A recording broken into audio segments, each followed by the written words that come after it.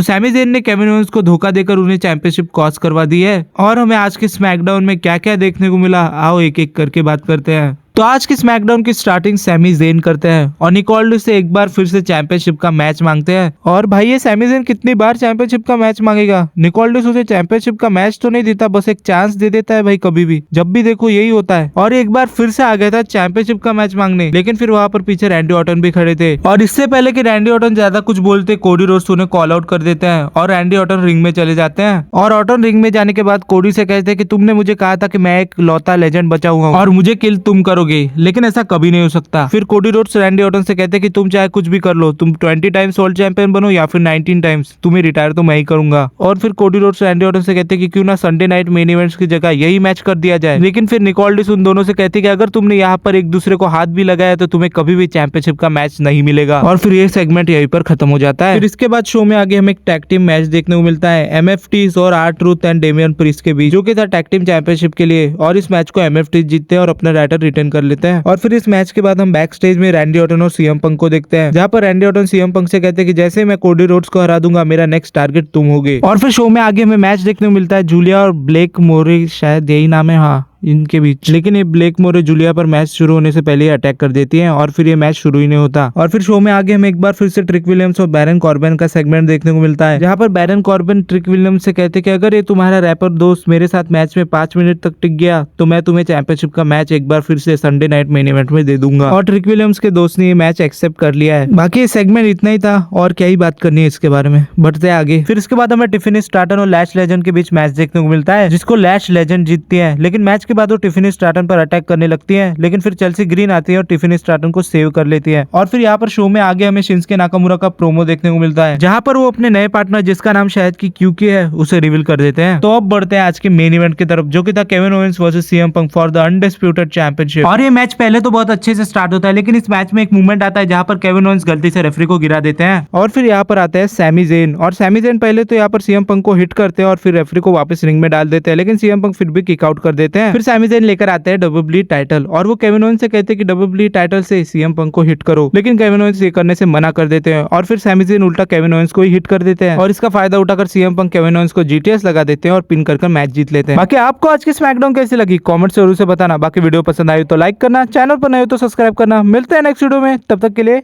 You can't see me.